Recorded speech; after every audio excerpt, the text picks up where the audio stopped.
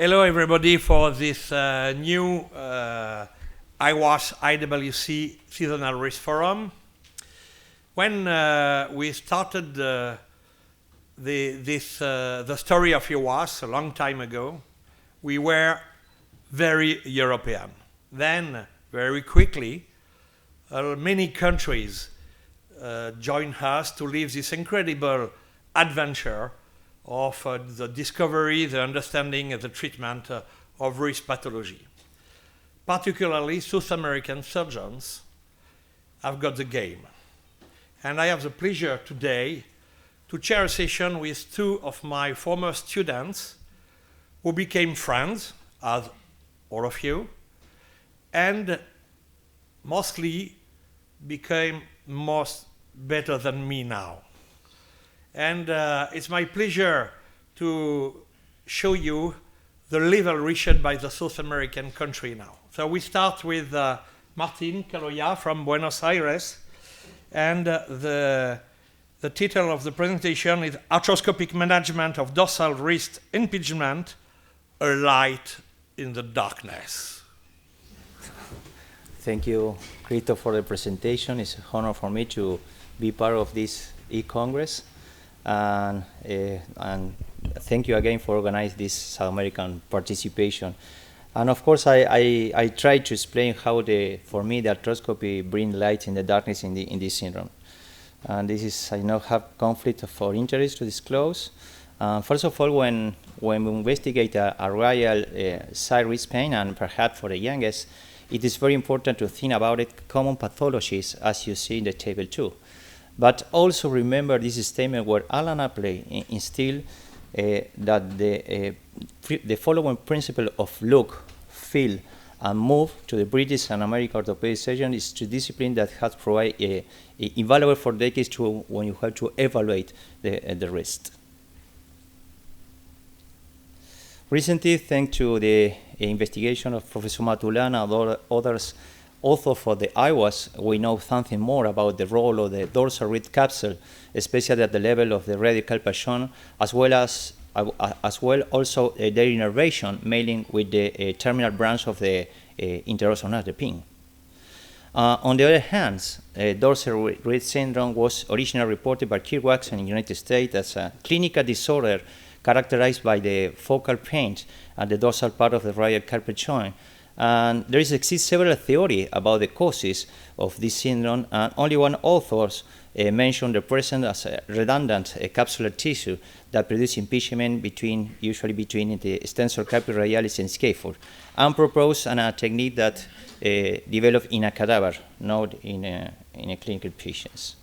Some features when we have to think about this syndrome are a pain localized in the ulnar border of extensor carpi radialis brevis tendon, just when cross the dorsal ridge of scaphoid, and in a subgroup of patients, usually young, female with a distinct constitution, laxity, or that make a gymnastic yoga, or especially made that make a lot push-up weight, or carpal tense, or low weight with a hypertension risk.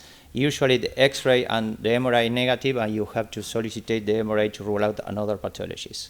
And you can see here an example of this type of patients, very slim constitution, and making a lot of low transmission and hypertension risk. But on the other hand, when we look in the literature, there is a lack of recognition of this entity, different etiology for the same syndrome, different treatment described, open, some of open, some few arthroscopy, and really there is a lack of a center of ideal treatment, the technique. So in conclusion, we can say that there is a darkness around this entity. Hence, the objective of our study of this work was to retrospective evaluation of the clinical presentation, intraoperative finding, and the functional result of arthroscopic treatment of dorsal wrist capsule impingement syndrome in a series of patients treated consecutively. Data collection was taken from the electronic clinical history picture under CBT that you see there, and we collected clinical presentation, operative protocols, and the concomitant pathology between 2009 till 2018 in 2 centers and made with the same sensors. And the inclusion criteria with dorsal wrist pain, with diagnosis presumption and painful palpation, pain in hyperextension lobe, the resistant reed extension test positive, and sometimes with drawer test positive also. The X-ray and MRI did not show relevant data, but assay is to rule out another pathology. Of course, all these patients previously received 8 weeks for conservative treatment, but they failed. And the arthroscopy finding was very important to make this test that I'm going to describe in a few minutes as a dynamic arthroscopy impingement test. And of course, we note a concomitant pathology to a tear of the scapholunate complex, dorsal ganglia, TFCC, etc., and with 1 year of the follow-up. This is the the physical evaluation, the finger test that is very sensitive. The painful palpation when you see the red spot, and this another test that is not described that we use in all patients. The pain, you have to put the patient over the table and transmit low, and then you make an hyperextension or release, and in that moment the patient becomes with a lot of pain. And the drawer test is useful to evaluate the laxity of the wrist. And this is how to do it. The other test is the dynamic arthroscopy impingement test. Is very useful. Release the traction and looking through the 6R portal. And using this useful test, you can see the pinching of redundant dorsal capsule between the radius surface and the proximal line of the carpal, between the scaphoid and the lunate. And you can see this here, the capsular impingement. This was the material method, was on a retrospective study observational of the 2000 arthroscopy with inclusion criteria only 17. More and there are female, dominant hands in almost 80%. The average age was 27.5 years. Most of them have a sport gymnastics with hyperlaxity. The average time of symptom was almost 12 months, and curiously the dorsal radial pre-compression pain and pain with hyperextension load was present in all these patients. Assay, we make another study X-ray MRI to rule out another pathology, and the surgical technique is very easy. You have to dorsal capsule debridement, and sometimes we use the radiofrequency to make a shrinkage, especially if the scapholunate complex is laxity. This is an example of patient of mine, 26 years, and this is the redundant capsule is like an applica. You can release the traction and put the wrist in hyperextension, and how the capsule, this is redundant capsule, and go into the joint and pinching in that, and this produce pain. So you have to remove these structures. This is the result, redundant dorsal capsule synovial applica, 100% of the cases, and sometimes we find a special synovitis and the redundant plus redundant capsule, and the laxity in almost 64% of the cases. And this is the topographic distribution of this redundant capsule, and most of them between the scaphoid fossa and the scaphoid. There were the result of at the 40.6 months of average follow-up with improvement in all of the score with an insignificant loss of range of motion in a few patients. This patient probably we have one case we lose because we prolonged the period of the mobilization, and I think that probably we have to start after 2 weeks with the recovery to the range of motion. Let me show one typical case. This is female sex, 13 years old. She makes sport acrobatic on hanging fabric, no trauma, and dorsal wrist pain with the 3 months of evolution and with a conservative treatment without response. And this is the arthroscopy finding. And how can we remove? Is very easy procedure. We try to remove the capsule until to see the stancer, and many times the capsular plica mimic to the body of the clam, as you can see here. And in the post-operative, it's very useful to test the drawer test until the drawer test become negative. So despite this limitation, this study still adds valuable knowledge regarding this infrequent problem of the chronic dorsal wrist pain in hyperextension. And as far as I know, there is only paper from the team of David Roach that obtained a similar result with the same technique. We can say in conclusion that dorsal wrist capsular impingement is categorized by dynamic pinching of redundant dorsal capsular tissue. As you can, this is a syndrome and is one of the causes of the radial wrist disorder. And clinical self-picture of dorsal pain is very valuable to think about it. This syndrome is associated with activity, push-up, hyperextension with load. Remember that X-ray and MRI are negatives and don't provide relevant data. And finally, we can say that the arthroscopy brings light to darkness because allowed to diagnostic confirmation through the dynamic arthroscopy extension test. And the debridement is a safe procedure which respects proprioception and offers substantial predictable result of improvement of pain and function.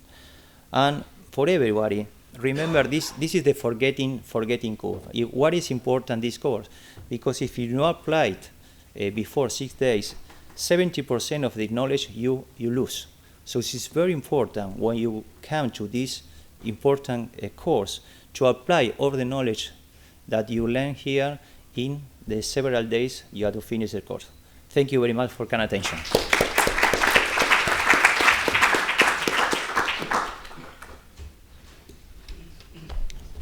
Martin, I have an internet question for you. Okay. Yeah. So the question is, more and more we hear that the extrinsic ligaments are the main stabilizer of the intracarpal system, bones and joints. What is your feeling on this subject, and what would be the place of the dorsal extrinsic ligaments compared to the volar ligaments? So the question is the importance of the extrinsic ligament in the scapholunate complex. In the stability of the I think there's more and more important. The secondary stabilizer is more important to take in mind when you have to treat these radial side pathologies. So now for me it's very important to respect that, and if you have an attenuation to make some time shrink it or something like that to retain and to give stability. Okay. So yes, I would like to emphasize a little this problem, because you know that more and more effectively we heard that the primary stabilizer could be the dorsal extrinsic ligament and the volar too. I would like to ask you if this kind of pathology described, very interesting, could be considered as the first step of this kind of problem. I agree. Yeah, maybe because most of these patients have a hyperlaxity. This is our findings, and I feel that probably is the first step of micro instability of this complex. And this probably is why produce this redundant capsule, and really I don't know, but probably this impingement is provoked by this type of instability. I have a second question for you. Yes. Is there a risk of injuring the DCSS when you resect the dorsal plica? No, because the plica is just behind the DCS. Okay. So it is very important to know about the anatomy and to resect only the plica, not touch the DCS. DCS is far away from this plica. Perfect. This plica is proximal to the radial carpal joint. Perfect. One question by Jeffrey. Thank you, Martin. That was a very nice presentation. I really believe this pathology exists. We see this very commonly in California. It seems everyone does yoga there, and so we see this very commonly, and it's a very satisfying procedure to arthroscopically debride that. It's very fast, and these patients do very well. So I applaud you for your study. My question is that sometimes we'll do arthroscopy for other indications, and you'll incidentally see that redundant capsule. You are right. And so why is it symptomatic in some patients and not in others? No, yes, it's a very great question, because sometimes we are looking for pains and we really don't know what is the problem about these patients. And I think, again, the arthroscopy is a very tool to evaluation. And of course, I rule out another pathologies to make an inclusion criteria this type of patients, and I didn't find anything, another pathology that displaying as pain. And the other reason is that this patient got very well. I take out this redundant capsule of the patient. Most of them are teenagers and making gymnastics, with high demanding patient with high demanding parents, and goes very well, and the pains go away. So I think the arthroscopy again can be a good tool to treat this pathology. What about in those patients where you're doing something completely different, like TFC Yes, or something, and then you see that still, that redundant capsule? I saw other patient with a occult ganglion in coincidence with the redundant. I treat both, but in this case I don't know really what is the pain. If for the pain was for the ganglion, the cut ganglion in the scapholunate ligament, or the redundant. But for me, this hyperextension test is very useful, because you have to put the patient in this and make transmit load in hyperextension, and the patient says, I have pain now. And you can you sign with your finger and then put always in the same place. And I think the physical examination is very useful to identify this pathology. Okay, thank you, Martin. Now I call Gustavo Mantovani. Gustavo has been very important during the IWAS story, and he has always incredible ideas. And now he's going to speak about the treatment of jaw instability by reconstruction of the distal interosseous membrane. Is the distal oblique band, DOB, really important? That is the question. Thank you, Christophe. As always, it's a big honor to be here and be introduced in this such a manner by my mentor and my master. A big responsibility, and as always, I will bring some controversy and some discussion. I'd rather to play the dumb, but to play the fool here. But bringing discussion, I think, is the most rich part of this kind of event, and I'm very glad to be here. So I will share with you. I definitely have no disclosure about this lecture. I will bring you the experience we have trying an alternative way to treat the DRUJ chronic and non-repairable instability. So a quick review about the anatomy. This beautiful paper by our friend John showing this all the stabilizers of the DRUJ. We do not have doubt about the importance and the relevance of the TFC as the primary stabilizer. It's a structure put by God in the right point, and the fovea is the most stable point and isometric point for stabilizing this joint. But we do have secondary stabilizers, and we keep repeating for the last decade about the relevance of the distal part of the interosseous membrane, because many times we see bad injuries of the TFCC and not so gross instability. So the secondary stabilizers plays a role, and we believe the distal part of the interosseous membrane is an important one. Of course, we prefer and we always try to repair the TFCC, but sometimes we don't have tissue, we don't have quality, it's a very chronic injury, so we have to deal in another way. Many techniques are suggested to reconstruct using tendon grafts, Brian Adams procedures, or other kind of techniques, arthroscopic ones, like PC Ho show us the most old one probably. Andrea Atze and Dr. Nakamura here always show us beautiful techniques for reconstructions. But we will focus in this extra-articular part more proximal to the DRUJ. So I review a little bit the nice studies of Moritomo about the DOB that is told to us for a long time as important secondary stabilizers. And there is a nice and beautiful descriptions about the anatomy of the DOB, and we learn that it's not so constant structure. So about 30% of people maybe don't have it as a structure, and it also varies in the shape, in the strength. There is different configurations described in this other paper. There's several papers of Moritomo describing it. I catch your attention for this little footnote in this paper where Moritomo described to us this little tract.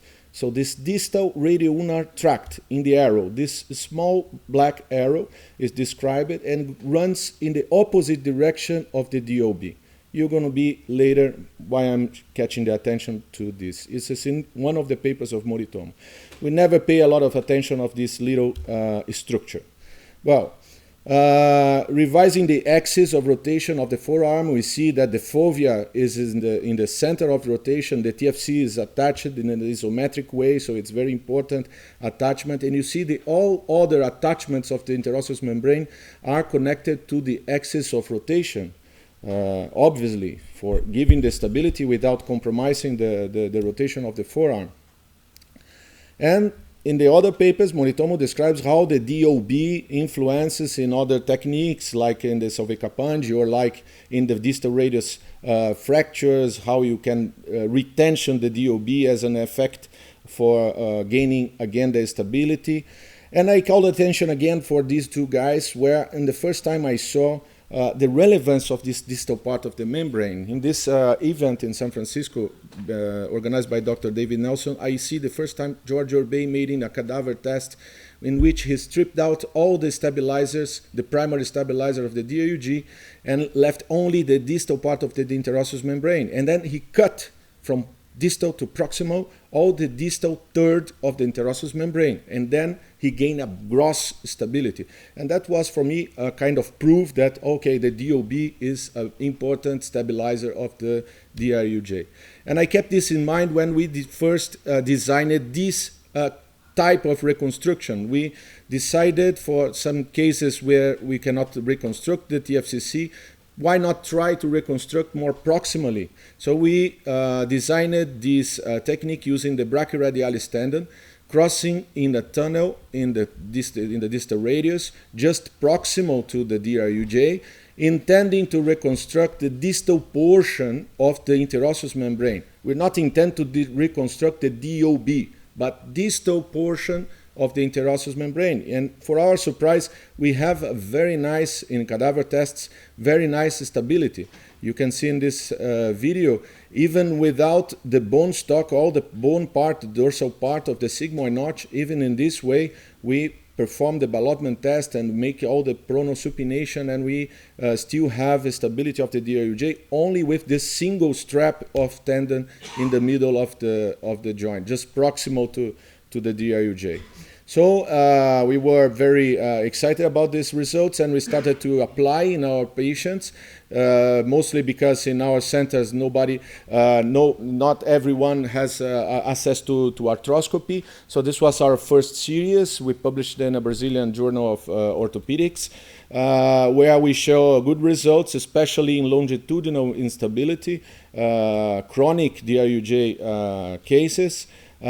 This is animation illustrating how it works. So we make this tunnel. It varies according the size of the ulna, of course, but the idea is to go from proximal to the radial to distal in the ulna in order to be just proximal to the DRUJ. This mini tie rope is an accessory stabilization we use sometimes in order to avoid the Chi wire, but it's not necessary. But this technique was used and works very nice. The curious is that we are argued in every discussion in every congress. Why we are doing this way? Because it's opposite of the anatomic position of the DOB. So we come back again to the cadaver tests, and if my computer allows me to show you. It's all this. We tested like several times just before, and then this kind of thing happens. We come back again to the lab, to cadaver lab, and we try the same original tests, and then we try and we decided to test the different directions of this reconstruction. So the big question is why we do in the opposite direction, okay? So this was argued to us by every colleague and every time we present. We see in the literature some propositions for reconstruction the anatomic way, the DOB. So this paper was described as an American colleague, described this beautiful technique, but in fact I do not understand if it was clinically applied or not. But we come back to the lab and then we try it, and we make a very simple biomechanical test. We made the segmented cut of the DOB and the other parts of the distal part of the interosseous membrane, and we sequentially test clinically the ballotment test. Since we have the anatomic specimens with the elbow and the wrist, we could check clinically the ballotment test. Of course, it's subjective evaluation, but it's the same evaluation used in our clinics, so I think it's a valid question. So we made all these dissections, and we find out that when we cut the DOB part of the interosseous membrane, like we see in this video, so we cut only the DOB and we preserve the most distal part of the fibers, we do not find any decrease or improve or any difference in the DRUJ clinical stability. It alerts us that probably the DOB is not as relevant as as we believed before. Sorry, because the videos are stuck and I'm trying to move faster.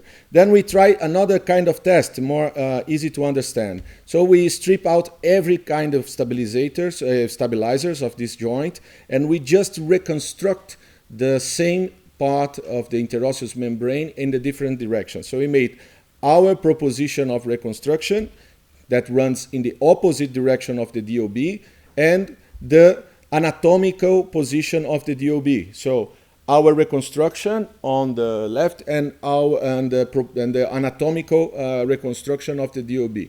And for our surprise, the anatomical position of the DOB in the ballotment tests shows much less stability. It shows that this is not anatomically the best stabilization of the DRUJ. It means this structure probably has another important role, maybe proprioceptive, but not mechanically so relevant as we believe in the last years. So we finally try to give you a quick explanation about this. So here we can see the ballotment test. Sorry about the videos, it's a pity. But then we show our probably explanation. What we believe that we neglect this other structure I mentioned before, the distal radial nut tract in green arrows, described a long time ago by an author in Austria, Gabel, described this tract. And you can see in every specimen we have the DOB in this direction, and we have strong fibers running in the opposite direction. That is the distal radial nut tract described by Gabel. That really provides important stabilization of the DRUJ, a secondary stabilization, since it inserts in the dorsal part of the DRUJ and in the TFC. This is the article of Gabel describing the distal tract. So the distal tract seems to be much more relevant in the DRUJ stabilization than the DOB that we repeat all over the years. And our reconstruction doesn't do exactly the same anatomical reconstruction of the tract, because the tract is dorsal, but our reconstruction is exactly in the middle. It follows the same direction, but it goes straight in the axis of rotation of the forearm. So we propose this explanation. If we consider a sphere of the ulnar head as a planet, you have the axis of rotation and we have the equator, we have in the south pole of this planet, we have a mirrored fovea. Is the equivalent of the fovea in the stabilization and in the isometric point of the ulnar head, and it is exactly the same point where we aim with our graft, and we make this new ligament that have about the same stabilization power than the TFCC. So I believe this is a new concept, a relevant concept to share with you, because not only we can stabilize the DRUJ in regular instability, but also because we are in the same direction of the central band, we also treat the longitudinal instability of the forearm. So our cases of excess loprestis will have a very nice results because of this simple direction of this reconstruction. So in conclusion, it's a reproducible, it's a very easy method. It's non-arthroscopic, it's cheap and easy to make in every place. It's very effective and very simple. I finish here because I have some clinical case, but I get last in time. Thank you very much. Question? Gustav, I have a question from internet. Is there a precise way of knowing when the reconstruction of the TFCC won't be enough to stabilize the DRUJ instability? Sorry, the first sentence? Is there a precise way of knowing when the reconstruction of the TFCC is not enough to stabilize the DRUJ? My precise way is making the reconstruction and testing clinically in the intraoperative.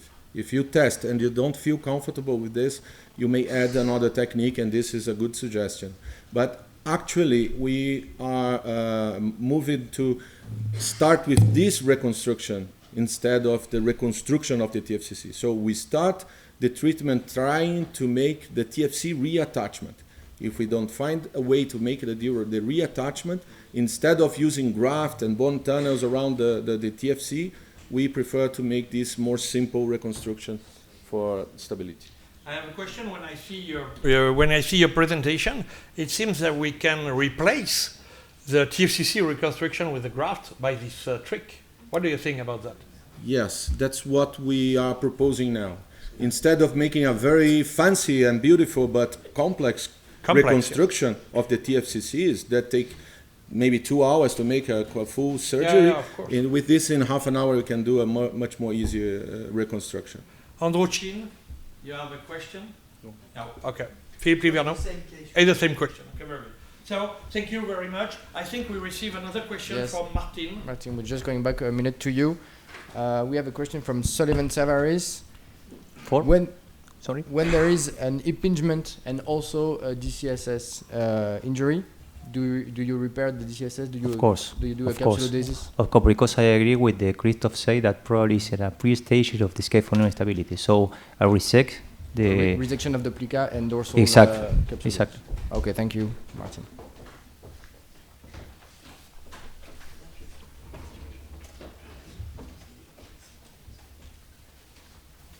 Okay. Now it's my pleasure to moderate a real-life surgery session with two prominent ladies surgeons, one from Murnau, Germany, who is Eva Bohr. Eva, could you please come to the podium? And the other one is Marion Burnier from Lyon, France, and she is working with me, and we will have two papers about resection. Do you have your slides on resection? No, not for the moment. I'm still waiting, but I think it's coming. Thank you, Guillaume. Thank you, Christophe, and everybody. So, ulnar side wrist pain, it's another point, and I will show you a wafer procedure, a patient I've treated already on the other side, and now we will look at. Here we can see the situation on the wrist. It looks not, and here the right-hand side where we have already done the wafer procedure, another procedure, hemitrapeziectomy.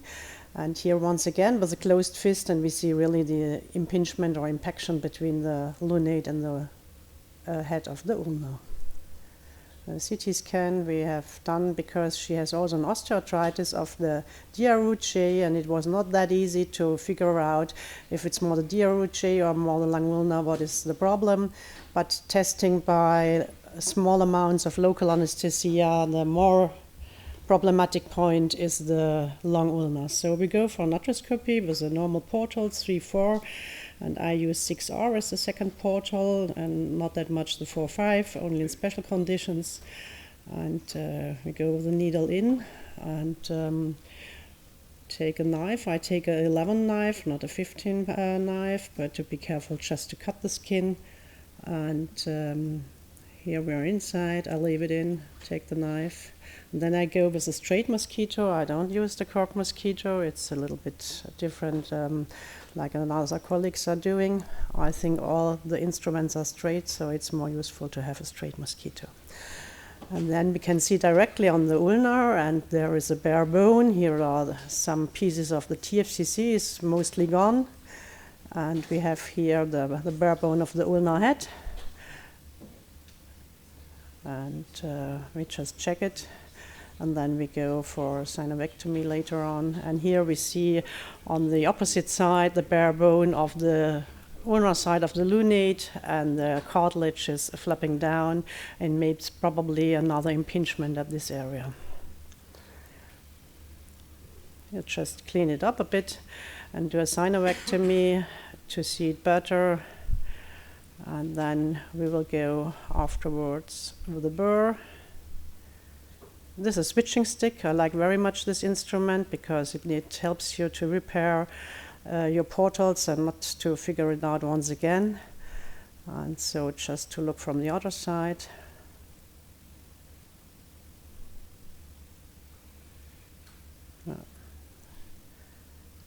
And we clean it up here too. And now we are back, and this is a burr, oval burr, but it is faster, and if the bone is very sclerotic in the ulnar head, it helps you to go faster for the resection arthroplasty, like the wafer procedure.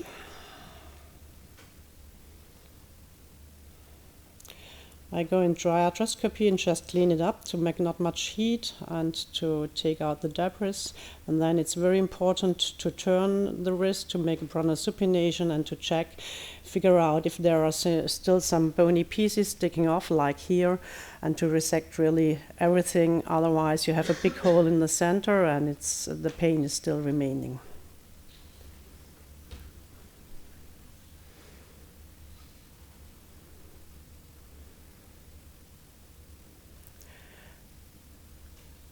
If you are not sure, take the X-ray intraoperatively and check it if you are not happy enough with or not sure enough with your arthroscopic procedure. It's not a shame to use an X-ray in the OR, even if you do arthroscopy. It depends if you have a small one, a bigger one. Here we can see the resection. Once again, the switching stick.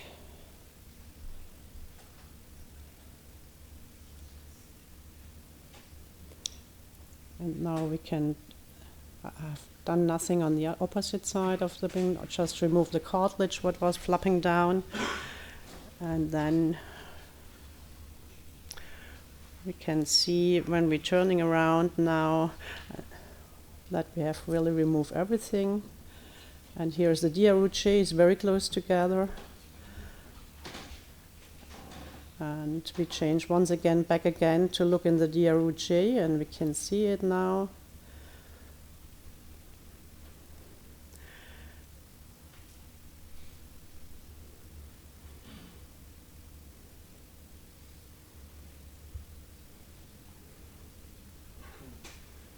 And the radiocarpal joint is pretty nice. There is no osteoarthritis. It's a 68-old lady, so it's a good condition. And here we can see the DRUJ, and we see there is a bare bone in the sigmoid notch, like we expected from the X-ray or from the CT scan.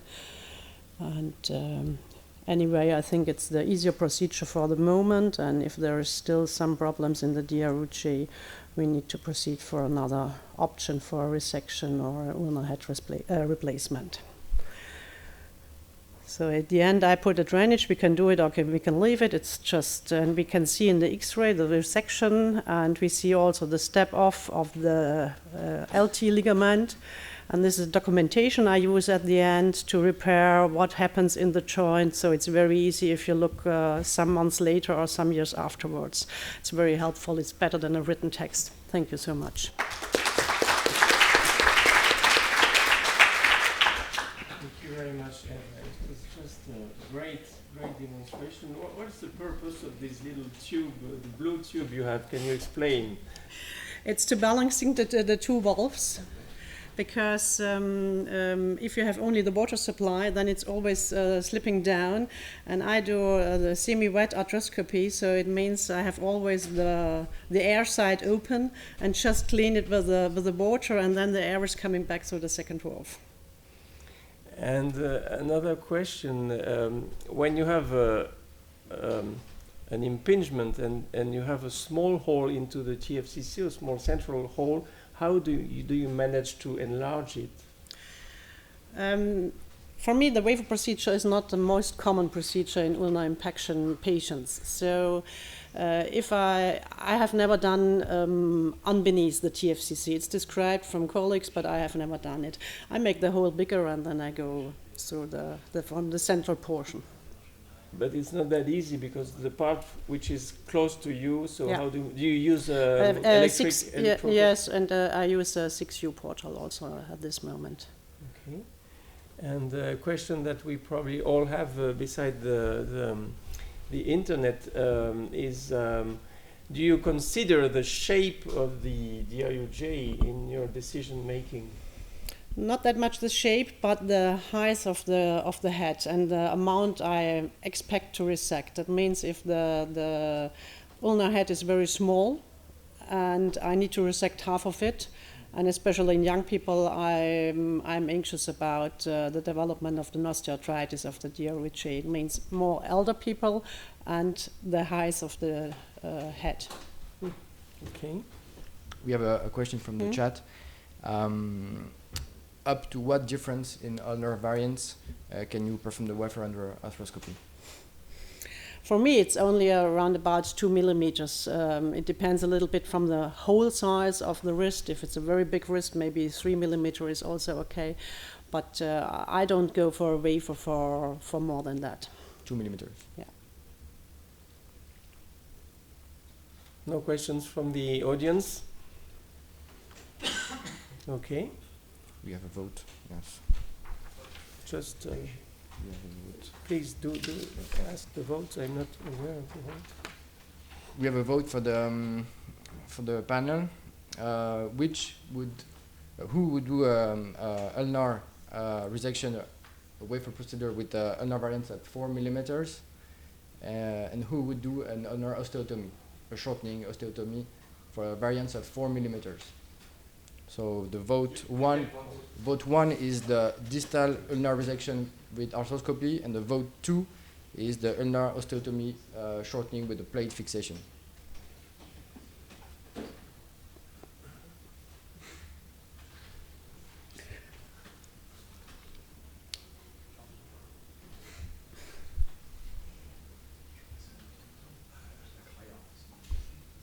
Any comments, please? No, it's according to my personal reaction. Thanks. Okay, you agree as well. Yeah. So Okay. and then we have a second vote, and same choice, but the ulnar variance is at 6 millimeters.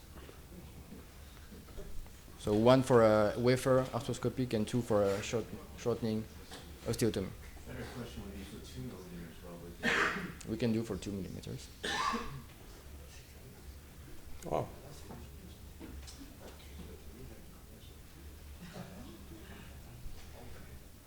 Should we vote for 2 millimeters? It's finished. Okay. Okay. Okay, thank you so very much. Thank you. Eva. It was great.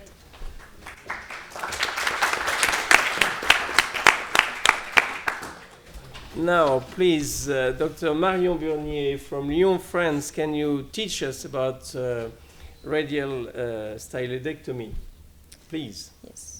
Dear colleagues, dear chairman, thank you very much for the invitation. It's a great pleasure to be here and to share with you about, I would say, compared to Dr. Bohr, a dry arthroscopic radial styloidectomy. So first of all, I will remind us the critical point because it is an original technique. So few decades after Bernard's description, the first arthroscopic techniques was described with only 2 portals.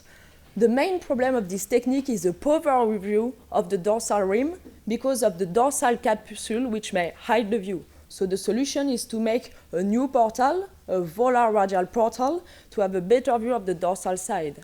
So this is the new solution we propose. So with this solution, you make a 3 portals technique and you can switch the scope from volar to dorsal.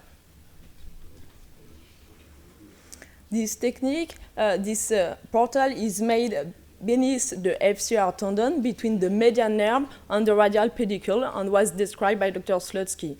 We prefer an out-in technique between the radioscaphocapitate ligament and the long radiolunate ligament. Now let's share with you this real-life surgery. This clinical case is about a male of 57 years old. It is its right wrist. You can see it's very painful on the right side with no traumatism. It is an overuse syndrome. The first thing, your setup is very important because the surgeon has to be both from volar to dorsal side. Can we start again? Yes. From volar to dorsal side, so it's very important to place very well your screen. Then you first perform your anterior portal, a longitudinal incision in front of the FCR. Then you can remove early the FCR to perform your portal between the radioscaphocapitate and the long radiolunate ligament. You use, as usual, the hemostasis, and then you can put your trocar, and you will keep your trocar during all the procedure, so you can switch your scope from dorsal to volar. Then we perform the usual posterior portal, the 3-4 portals. You will put again a trocar in this portal, so pay attention. You need 2 trocars for this surgery, which is not always the case in usual setup. And then you can perform the 1-2 portal for your shaver and then for your burr. You will keep your shaver and then the burr. It's a 3.5 millimeter burr during all the procedure in this 1-2 portal. And then you will switch the shaver place, and you can switch from volar to dorsal the scope. We start with the posterior view, the 3-4 portal. This is the volar trocar. You can first have a look to the radial styloid, and you first perform a debridement with your shaver in the 1-2 portal, because you need, of course, to see very well the radial styloid. So this is the first step, soft tissue debridement, and then you can switch with the burr in the 1-2 portal, and you see very well the volar rim, and you can start burring of this volar rim from a dorsal view. Of course, because of your prior planification, you know exactly how much you want to remove. The problem, as I told previously, is you can see very well the dorsal rim from the dorsal portal. So you switch your scope to the volar portal, but you still maintain your burr in the 1-2 portal. After performing the volar rim resection, you can make an automatic washout. This is the view from your volar radial portal. You can see very well the dorsal rim, and once you are ready, you can perform the resection of the dorsal rim of the radial styloid.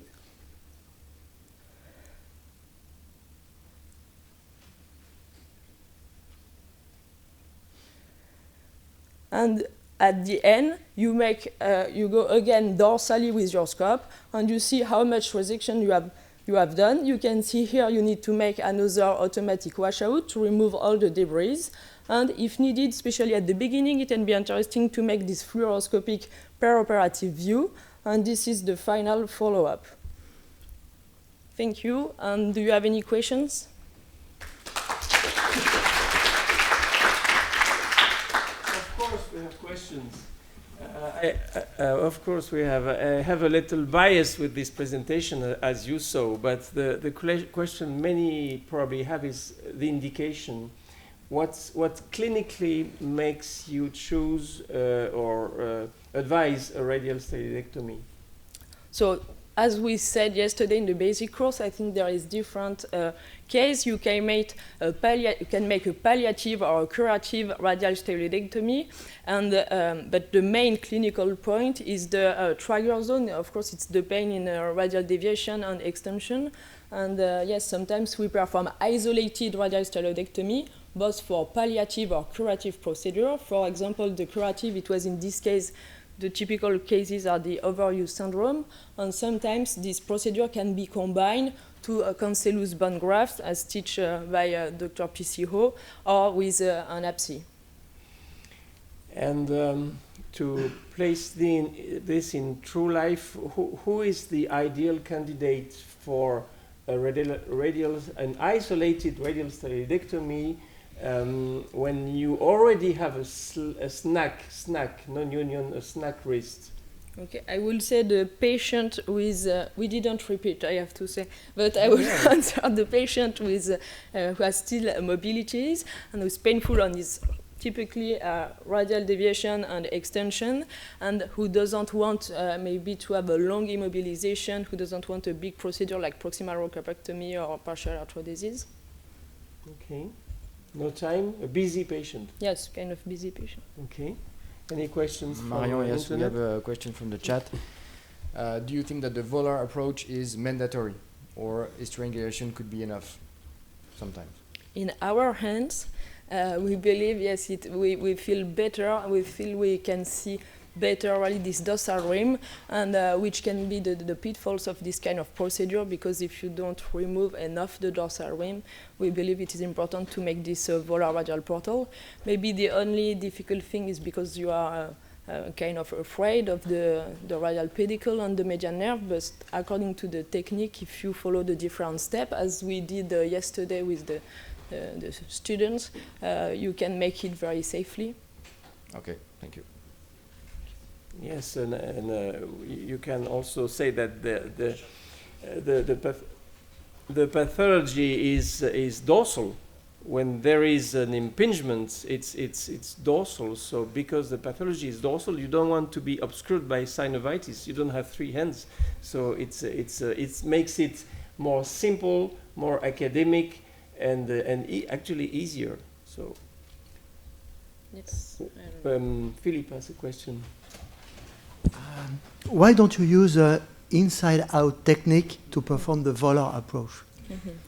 Yes, we thank you for the question, great question, because we believe it's safer. Because with the in-out technique, as we described yesterday, you can, of course, you know, the radial pedicle and the median nerve are very close, and if you are just slightly too near or too radial, you can make damage. And with, you know, the approach is very small, and you see well, you just remove the FCR because you are just in front of, just beneath the FCR. Yes? Jeffrey. Thank you. Do you think there's an ideal amount of resection, and do you think there's a maximum amount of resection? Okay, thank you very much. For this, I will tell you maybe to ask to your to the surgeons on your right side, because Dr. Toshin at camera made a great study about yes, the among resection and the importance of the volar ligament. So I will say that the minimal resection is the one to remove the impingement, of course, so you can sometimes test under arthroscopy, and the maximum is you have to try to conserve, to keep the radioscaphocapitate and of course long radiolunated ligament. So I think we try to remove as much as possible, but to conserve and to keep those volar ligaments, which are, as we know now from Toshi, very important. And yes, maybe Toshi, do you have anything? Or Pixie? Thank you. I think that I actually did a biomechanical study with an open fashion. An arthroscopic fashion is much more safer because we can see a ligament. Mm-hmm. But the open fashion, sometimes it's blindly going to chisel going into the joint, so that is sometimes harms the volar ligament and dorsal ligament. I have one question for the volar portal that. Yukio Abe described that this is very important to see that the ligament, volar region of the ligament, you can see that from the volar portal. He mentioned that this is quite important to see that volar ligament directly. Then that when I use the 1.9 scope, that's much more clearance to see that the dorsal region very well. So in my series that I don't need a volar portal, but Yukio Abe mentioned that he needs a volar portal because of that diagnostic value for SL regions. So do you have any comment on that? I didn't get it totally, so it's important considering from a diagnostic point of view, the volar portal to see the ligament. Yes, yes, we agree with this. We also use as a diagnostic point of view, but also mainly for considering a technical point. But, generally yes, speaking, the key of arthroscopy is the angle of approach. So the more angle you have, the more things you see. Okay. We have a vote session now. So the vote is, in case of a slack one, apart for the treatment of the scaphoid ligament, who would do the styloidectomy arthroscopically, choice number 1, and who do a lateral open approach, choice number 2.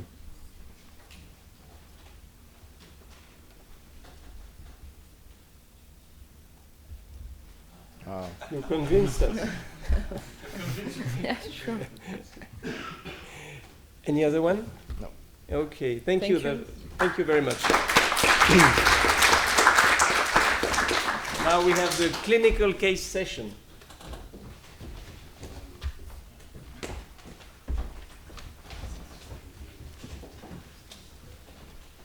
Thank you very much, Guillaume, for introducing me.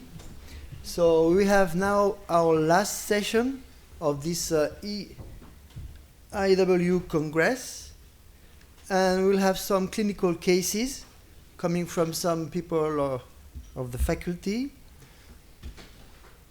So could you please... Oh, I have to get there? You can. Do you prefer me to be here? No, you're okay. Okay. So this very nice case is from Toshiyasu Nakamura. So the history is the following. It's a 47-year-old male, and suddenly he felt difficulties to supinate when carrying suitcase 3 months before he visited the hospital. Supination was blocked at 10 degrees, while he can fully pronate. And there is no judge instability. The pain is located on the ulnar head.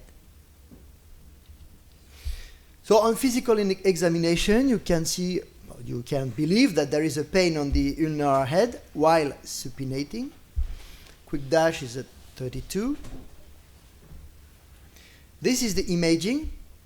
So I asked to three faculty to focus on this case. Rodney French, Sharam Nazerani, and Jeffrey Yao. The other one, of course, you can focus, but please. So this is the X-ray, okay? So looks normal, okay? Now this is the arthrogram and the MRI with a 3D reconstruction.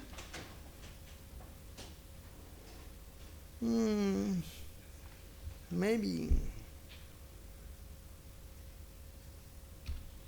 So question 1, what is your diagnosis? 3 proposition, maybe 4. Is it a pronation contracture? Actually, I don't know this. A dorsal dislocation of the drudge, or ulnocarpal abutment syndrome. We can go back if you want to the imaging. So Rodney, or maybe another idea. Yeah, no, it's a very interesting case. The arthrogram there does show a lot of dye leakage into the distal radial ulnar joint, which leads me more to suspect that it's a dorsal dislocation of the drudge that's blocking supination. Sharam? Please, yes. I agree, quite agree. This ulnar abutment has pain, but not motion hindrance.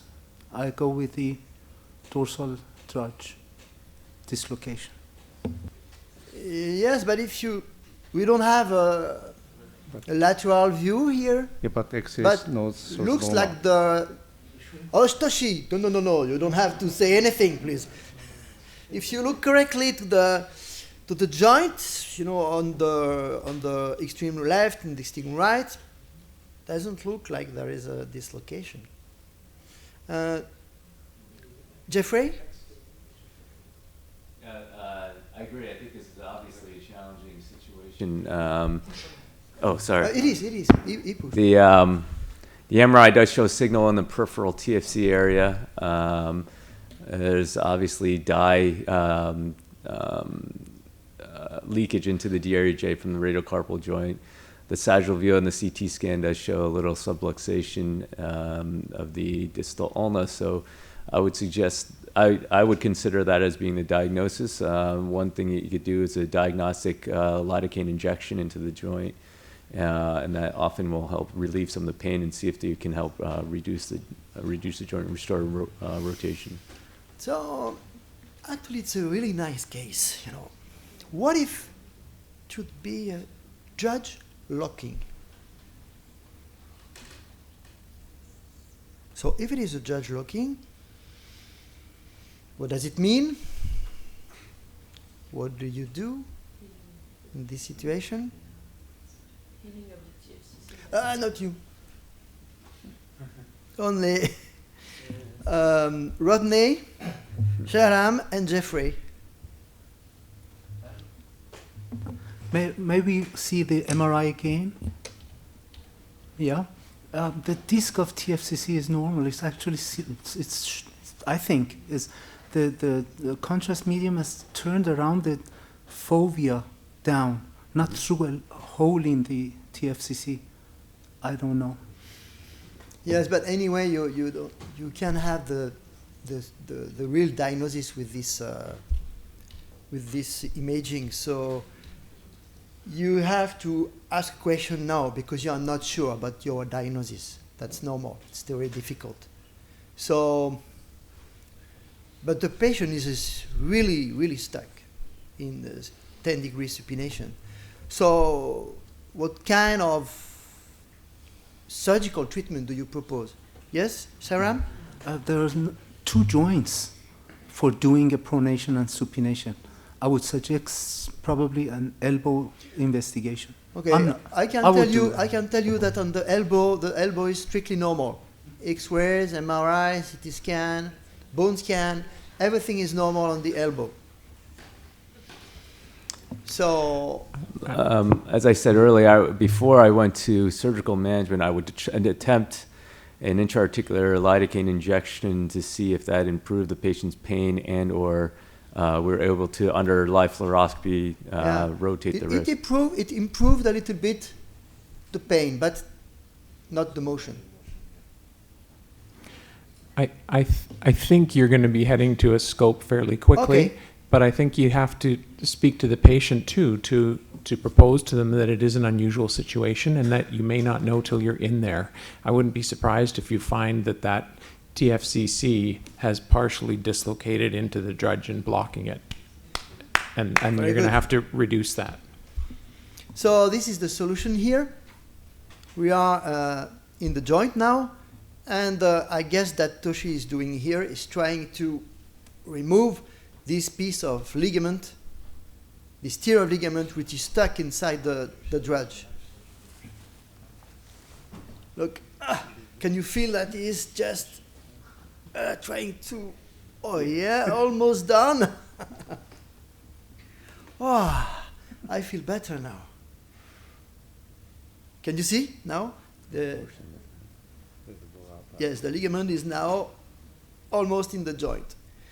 And when doing this, he gets the complete pronosupination. So if you read the literature, Toshi wrote a paper a couple of years ago about this syndrome, and this is the drudge locking syndrome, which provides a severe restriction of supination, a free active pronation, and this is due to a partial tear of the radio-ulnar ligament or the TFCC. It could be dorsal or it could be palmar for the radio-ulnar ligament or a tear of the TFCC flap. So I think it's probably a very rare syndrome.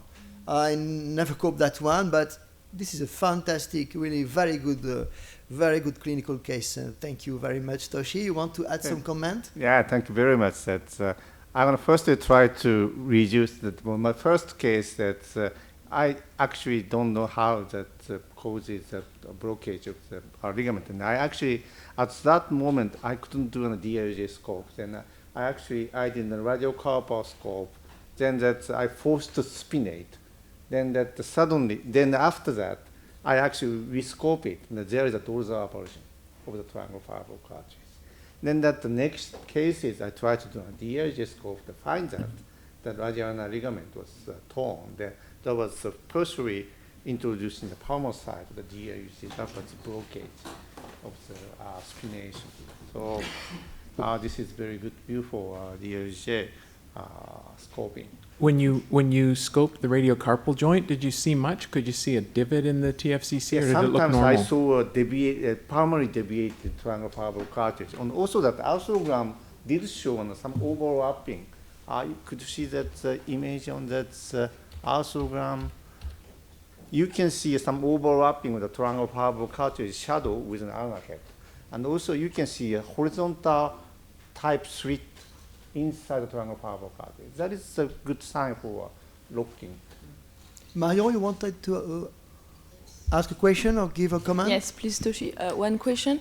So, if I understand well, do you think it is either a flap which constrains the wrist, but if it is a flap, we should have like a hustle, like a relocked, like Trigger. for some other joint?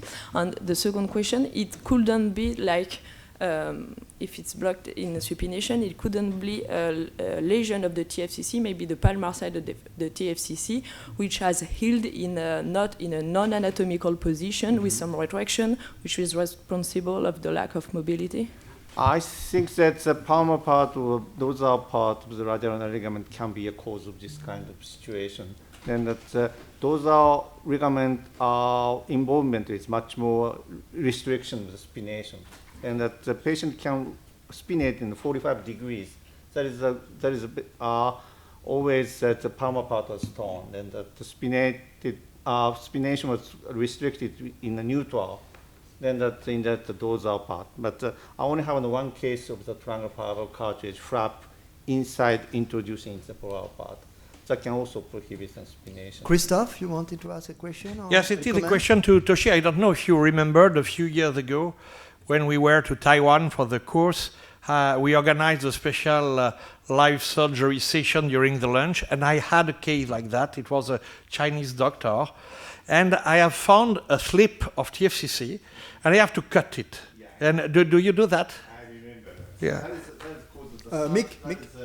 a cause of the third cause, which was triangle parabol cartilage was actually introduced into the distal radial joint. Then the solution is you just cut it. Yeah. Okay, let's move to the number 2 clinical case from Yusra Marjoua. Thank you. So this is a 67-year-old retired manager who suffers from the left wrist, and he also gets increasing stiffness.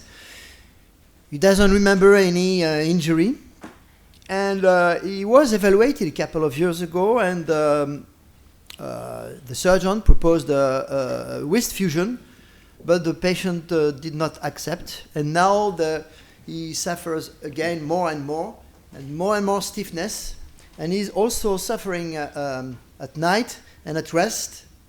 So after a conservative treatment with a steroid injection and a splint, there is no good result. So on physical examination, you can palpate this osteophyte at the dorsal aspect of the wrist, and the flexion is still good, but the extension is a little bit stiff compared to the other side, and also the ulnar and radial deviation. Fingers, no problem. Strength is still good. So this is the X-ray. So not sure about Kienbach disease, but anyway, there is a lunate collapse and scaphoid rotation, and of course some ligament dislocation and arthritis. So I asked to Andrew, what is your opinion about this case? What would you propose to this patient who doesn't want total wrist fusion? Well, I mean, it's obviously arthritic. Well, it could also be a slack wrist, not just that of Kienbach's disease. Certainly, the range of motion is not too bad. I mean, in the sense, 70 degrees of extension. I think there obviously the patient wants to have motion. Yep. So I think the easiest thing you can actually think of at this point in time, I would actually go for maybe a neurectomy, something to relieve the pain. He already had. He had, okay. So then I don't know, suppose, but I don't care about this. I want another solution. Okay. You mean you don't want something simple? So, PC, what is your opinion about this case? I don't think it's a Kimbok. The lunate is good, too good. I think it's a slack wrist. If you're not too sure, you can do an AP view, anterior posterior. I'm sure you can see a big gap in the SL. So sometimes the PA view actually is misleading because it will some overlapping. So I think it's like a slack 2 or 3. So it's bad enough for the wrist. But if the patient has still has a reasonable good range of motion, so this patient would not like a fusion because they still enjoy motion. Yep. So certainly we would like to think about the motion preservation option. So I think for me, my approach will be, first of all, is just a simple debridement first, because some patients actually already do very well. Debridement and also removal some of the dorsal osteophyte can also help. So if that doesn't help, then I will just go for the for the salvage procedure, I chose the styloidectomy and capital lunate fusion. Okay, a capital lunate fusion, but you know there is a mid-carpal arthritis here. So capital lunate fusion is fine because you can fuse yes, the mid-carpal joint. Okay, okay. But imagine. Oh yeah. Sorry. I was thinking. Unless the first arthroscopy showed that the radial lunate joint is also arthritic. Yes, so that would be the imagine now, Dr. Zhao. Imagine that there is also Kimbok disease here. So that means that the lunate is not so, you can't do a four corner or whatever. So capital lunate fusion because the lunate had collapsed. So what would you propose to this patient? No denervation, please. No total wrist fusion. Do you have another option? I recommend to perform the PRC. Yeah, I think the patient is the old patient, and we give him the PRC, and I think we'll release the range of motion and alleviate the pain. And so I think the PRC is a good option for him. Yes, but as you can see on the X-ray, the cartilage of the capitate head is not so good. So do you interpose something to provide a smooth movement between the radius and the capitate, or? Yeah, at first we will do the arthroscopy to detect the cartilage of the capital.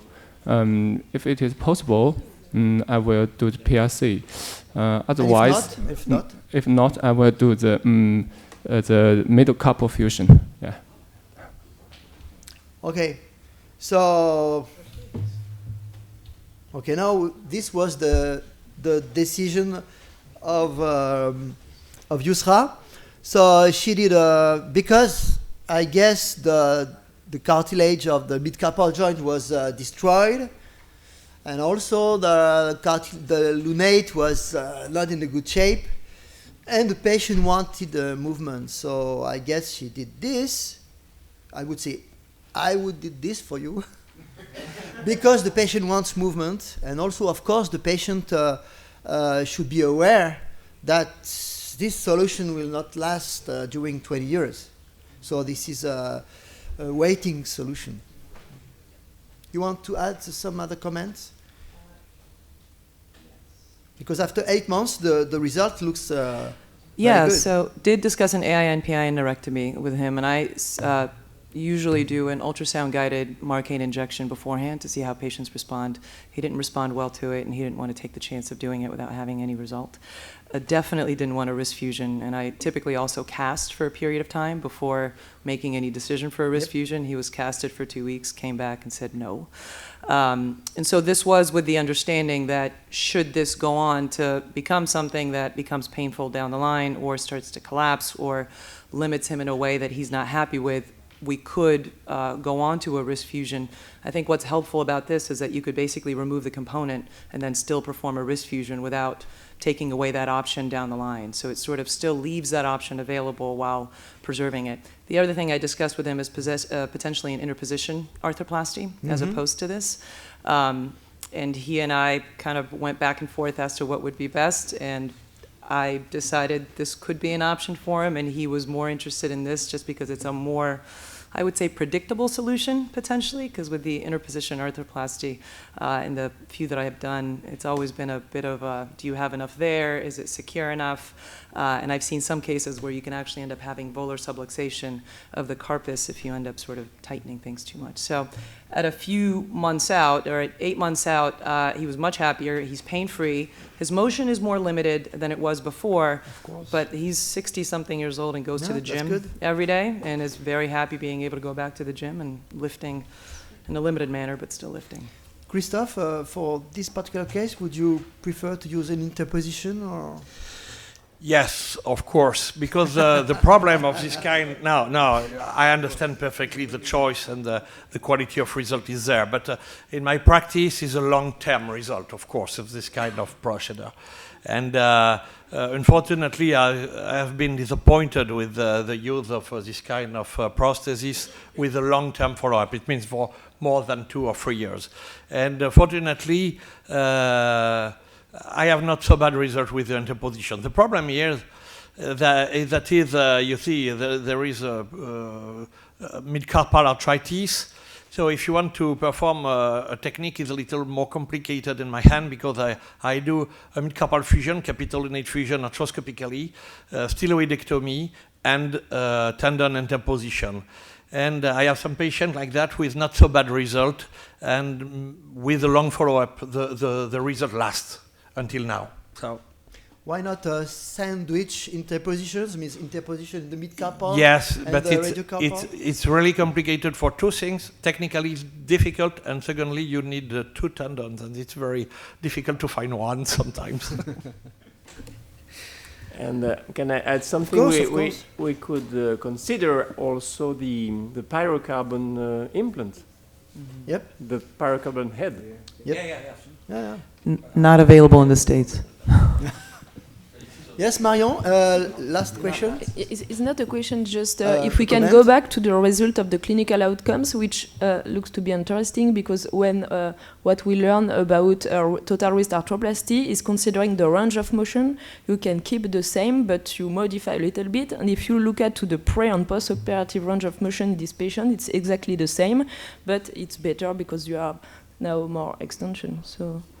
Maybe because you released the dorsal osteophyte, that this could get a better extension. But in prosthesis, sometimes it's not so good to increase the extension because the range of motion, because if the range of motion is important, you can get more instability or arthritis, etc. Anyway, thank you very much for this nice case. Now the one of Jeffrey. So this is a 20-year-old male. He just fall down during when snowboarding. So you get that X-ray. And I like to ask to Toshi, to Yusra, and to Rodney again to focus on this case. The X-ray is not so good, but it has been done not with your device, Yusra. But at the bottom of the ski way, and but you can see that here there is a dorsally displaced distal radius fracture with a die punch. So, Toshi, what would you do here? Yeah, that obviously there is the fracture line on the distal surface of the radius. Also, that our fracture line going into the SL region seemed to me. Then that there going to be a little bit gapping between the scapholunate interval, maybe, and also, but I think that there going to be a SL region within the scaphoid distal radius fracture interarticular. So you feel that there is not only a distal radius fracture, maybe some ligament tear here. And Yusra? Agree. I think it's the type of injury that can almost present as typically it's seen as a simple radial styloid fracture sometimes that can come in, and it looks like it's a non-displaced bony injury, but the force of injury is basically exiting through the ligaments, so I think it's likely exiting through the SL interval, would be my thought as well based on this. So, okay, distal radius fracture, ligament tear, mostly scapholunate. Rodney? It always concerns me when there is a fracture line going straight towards that scapholunate, because I think the force went that direction.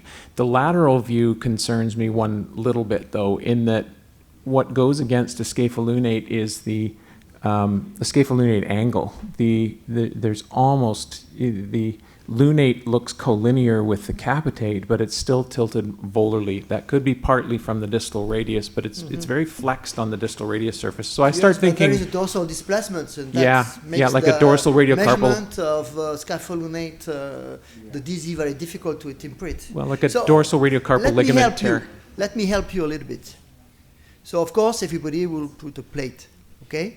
And this is the result after 2 weeks, because the dorsal radial carpal ligament, I think, has allowed it to shift. Yep. And so this is after 2 weeks, but Toshi, what is your feeling about the lateral view? Clearly, there's going to be a BC type instability on the lunate. Then I think that there's going to be some ulnar translation of the corpus. That can actually, with some kind of extrinsic ligament, the distal dorsal radiocarpal ligament tear, maybe, Yes, that's true. So question here is start therapy. We will say now we know that there is some problem. No, but this is the result after 4 months. So, Yusra, what do you think now?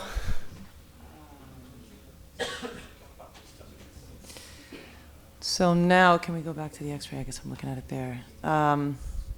So it looks like he has continued to basically dorsally translate and go further into VC.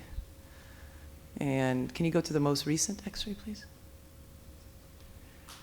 And could there have been any involvement at the lunotriquetral interval is what I'm thinking about now, because that would explain a VC deformity more than anything at the SL interval, yes, although it almost looks like there's a ring sign of the scaphoid as well. Yep. So could there have been the ulnar translocation as well? It's not only probably not only an intracarpal ligament tear. So it's very rare, but that has been described before. So, so now what? What can we propose to that patient with this table VZ here and ulnar translation? Well, on that lateral view now too, you've got to wonder about the midcarpal joint. That proximal part of the capitate looks like it's got a big erosion in it. No, it's because if you look at the anterior posterior view, it looks like okay here. It depends on your slice, though. On that lateral view, there's a volar portion of it. What are we going to do? I would maximize the amount of information I could get. I'd get a full CT scan, probably an MRI, but at some point you're headed for an arthroscopy to assess all of this and to really diagnostically see what's what. I think a lot of things have shifted. I'd be worried about the dorsal radiocarpal ligament. That's allowed it to shift ulnarly. I agree there's a possibility of lunotriquetral. You're going to have to be prepared for a lot of different things during the scope. So of course, there was a distal radius fracture, intra-articular, or probably ligament tear in the intracarpal ligaments, like a scapholunate maybe, and mostly lunotriquetral, but probably also extrinsic ligament. I don't have the solution. Do you have the solution, Jeffrey? So this patient. push on the mic, please. Of course, this patient was the son of two high-level physicians in our university, so of course, yeah, small problem. But so we had a long discussion about options, which we can discuss, but ultimately the patient decided that this was actually painless, and his range of motion was about 50-50. Extension flexion, so he decided that he didn't want to do anything at this point. And this was about 2 years ago. So the question is, what happens when it does become symptomatic? What are your treatment options? Because this is essentially, it's a relatively rare condition that Diego Fernandez is trying to write up, which is a Sin-Visi pattern. So it's a mid-carpal instability. The whole proximal row is together, and so in this situation, the salvage options are relatively limited, right? So you can do a mid-carpal arthrodesis to try to correct your capitolunate articulation, but you don't know if that's going to correct your radial carpal articulation. So obviously, total wrist fusion would be an option, but not an ideal option in a 24-year-old. I think that the key thing here is to notice, which wasn't noticed initially, was if you look at the original x-rays, original injury films, the key, and I think Rodney pointed it out, is that the lunate normally should follow, the radial lunate angle should usually remain intact, and you see the distal radius is dorsally angulated, which we see all the time. The lunate actually should be also dorsally angulated or extended, and you see it's actually flexed, and that's the key finding that should tip you off that this is going on in this type of patient.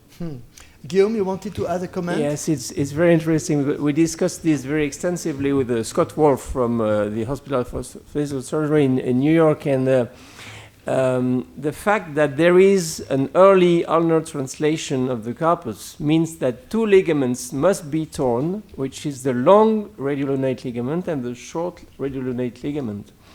And there must be other extrinsic ligament lesions in addition to that. But the other point I want to make is that the lunate is the keystone of the wrist. So I would advise to reduce the lunate, which to see if it's reducible or not. It should be to reduce the lunate in place under the radius, and then to do a radiolunate fusion. But what about the ulnar translation? It will correct both translation and the VC. Margaret? Well, actually, I'm helping Diego to write the paper and accepted in JHS, so it's going to be published soon. So we did the pathomechanics study, we did the cadaver study, and we find that in order to get this VC, basically you have the either fusion of the short, the volar rim plus the dorsal rim. So in the volar rim, you have the fusion by the short radiolunate ligaments, and the dorsal rim is by the radial triquetral ligaments attached to the dorsal rim. So I think in this case, you can see that in the X-ray initially, you already see that there's a dorsal rim avulsion. And we noted that all our patients, we have 12 patients, and all our patients are actually young adults, young male adults with high energy trauma. So in these cases, when we presented this, we should have high suspicions of this. So in his case, 8 out of 12 of them do have symptomatic, and some of them, they can be reduced, and so we are able to repair the ligaments. And the ones who cannot be reduced, we do our arthrodesis. So, and they do have improvement afterwards. There are 4 of them, like what Jeffrey was saying, that they are asymptomatic, and then we follow up for a few years, and they remain asymptomatic, and so that's it. Christophe, last comment. You don't have to forget that the snowboarding injury is a high energy injury. The bone, in this case, is nothing. And thank you, Jeffrey, to show that. And in this case, if you analyze correctly the X-ray, there is a ulnar translation. It's true, and probably there is a problem with the lateral angle. It means the dorsal radiocarpal and the volar ligament too. But there is also a mid-carpal instability. It means, and we discovered that with Mark Barat during a course in Shanghai a long time ago, there is a keynote a key system in where the attachment of the ulno-capitate ligament, the long radiolunate ligament, and the radioscaphocapitate ligament.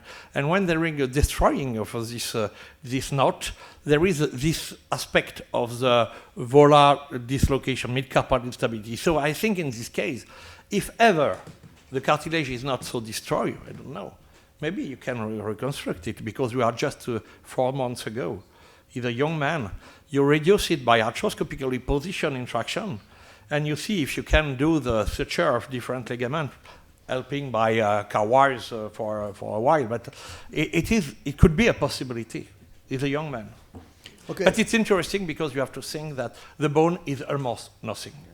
Just kind of quick comment. First of all, we need to check the other risks, because the patient may start with asymptomatic VC bilateral. This is not uncommon seen. So if that, we make sure that this is not traumatic related. If it's traumatic related, and then of course depending on symptom, I'm not too sure whether it's a translation, because the 2 weeks X-ray doesn't show the translation. So I think it's more like the mid-carpal instability. So it's likely the extrinsic ligament injury, which is mentioned by Margaret. So if it is still reducible, and patient is symptomatic, for example, and if reducible, I suggest the technique I mentioned in mid-carpal instability reconstruction, we're using the distally pisiform-based split FCU reconstruction, passing through the dorsal, reconstruct the dorsal radial ligament, put it from the tricuspid insertion back to the lissotypical area. So this is where reliable tendon reconstruction of the dorsal radial carpal ligament, and probably can apply in this case. Thank you. We would like to stop now, because I have to skip one of the cases because we are late. Sorry.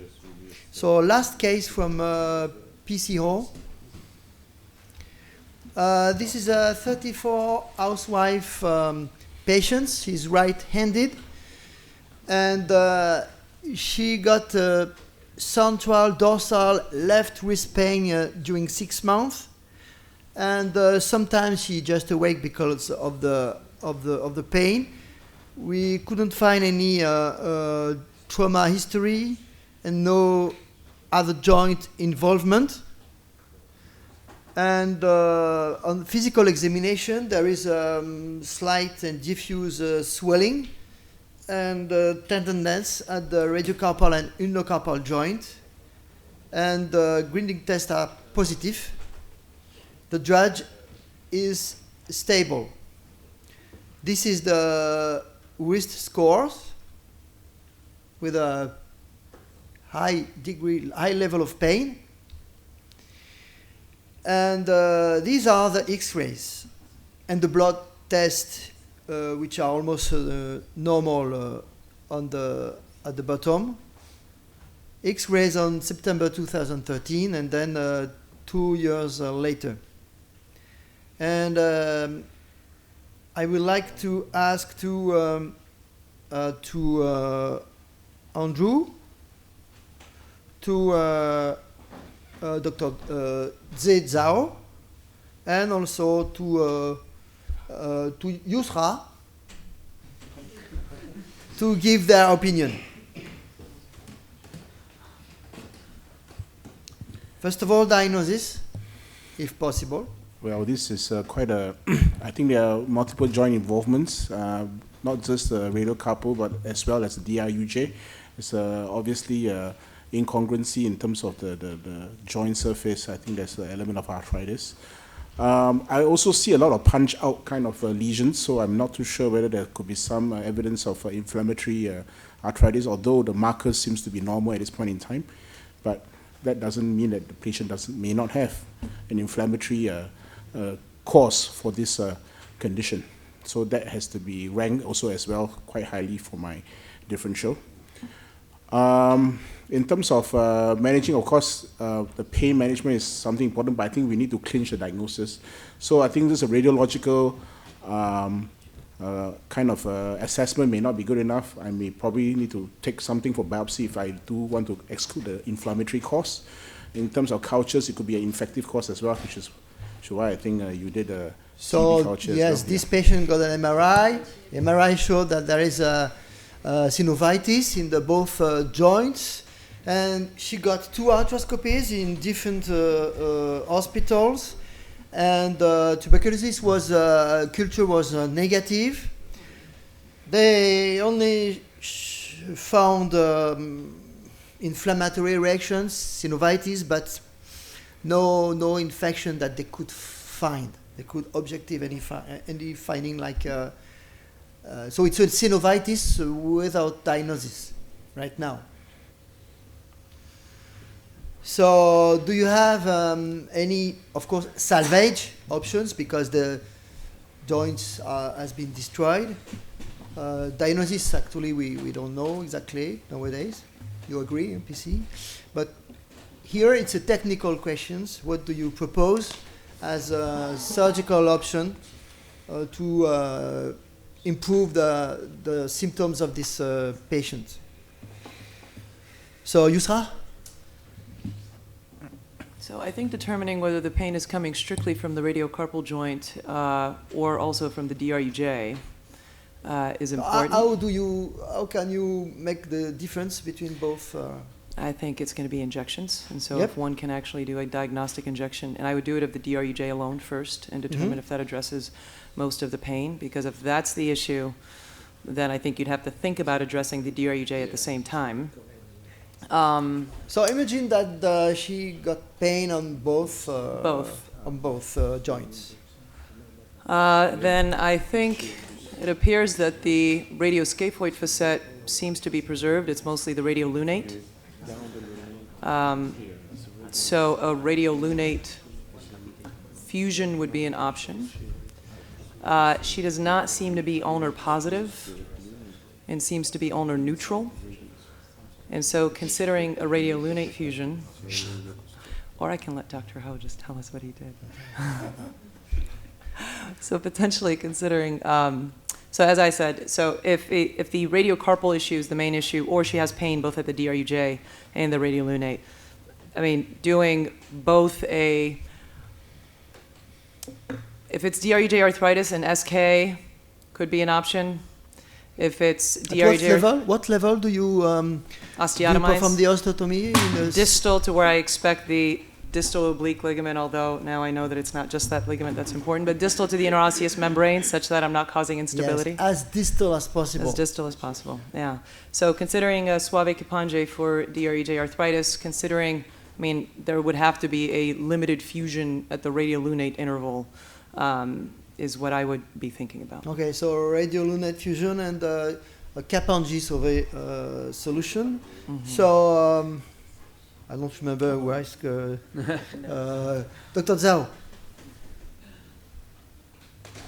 The diagnosis, I think, is done to exclude the rheumatoid. I think to treatment this rheumatoid, I think from the X-ray we can see the ulnar fossa has been destroyed. So I think the distal radius and the lunate fusion is an option. For the DRUG, I think first we should judge the source of the pain. If the DRUG is the source of the pain, I think we could do the DRUG arthroplasty or the cervicompage procedure. Yeah, it's my opinion. Okay, so everybody agree on a radiolunate fusion, and but on the drudge nobody agree exactly. So Andrew, do you have another solution? And then Sharam. Okay. And you, Sharam? Yeah, when we look at the X-ray, we see an ulnar translation of the wrist. Yep. And the lunate is in between the radius and ulna, not in its place. So what I would suggest that we must add scaphoid to the fusion to hold it there. And I might add that this is not a long-term solution because we have seen that in long-term, mid-carpal joint arthrosis will prevail. It's not a long-term solution. Eva, you wanted to ask a comment? Radiolunate fusion and the ulnar head prosthesis. And you can use the head for the bone graft. Guillaume? Guillaume? a few years ago, when we had a lot of rheumatoid arthritis wrists, we used for this very lesion a combination of a radiolunate fusion and a Dirac, but a Watson-modified oblique Dirac combining with a volarplasty dorsalizing the volar capsule to minimize the risk of dorsal instability of the stump, and playing into the fusion to put some pronation of the carpus in order to preserve the stump from being aggressive for the extensors, and it was a winner for us. So, because we are sorry, we are not on time. So I will conclude here, and I will show the technique that PC decided to do, radiolunate fusion, and also kind of bowers, all arthroscopically, of course. So you can see here the first step, synovectomy. Then the second step here, the bone resection, wafer, kind of oblique wafer, and the subchondral bone of the radius and the lunate. And then I guess percutaneous fixation with very small incisions through the lunate, and then K-wires and some bone substitute, with an amazing result here. It looks very strong. And 4 years later, with a really good clinical result. PC, do you want to add a last comment, and then we have to close the session? I think we agreed on the fusion, and then for the additional ulnar thing, I think clinically we think the pain mainly comes from ulnar carpal joint rather than DRJ, so we decided to do the wafer. But we think this is a part of the treatment because we will just do the ulnar radiolunate fusion, they will increasing the impaction. So we definitely will act together. Regarding the radiolunate fusion, we know that we have to position back the lunate back into the radius, and also we have to maintain the height. Otherwise, because the lunate fossa is already collapsed, so if it feels incisal, it will produce radial scaphoid impingement. So we have to make sure that it is in height. So that's why we add the bone substitute to maintain the height. And so after 4 years, there's nothing in the radial side of the wrist joint. So far, so good. Thank you. Thank you very much for all speakers. Thank you so much. You were very efficient. We have now to close the last session and also all the e-congress, and I would like to invite you to come back this November 28th for a new session of IWC session. Thank you very much.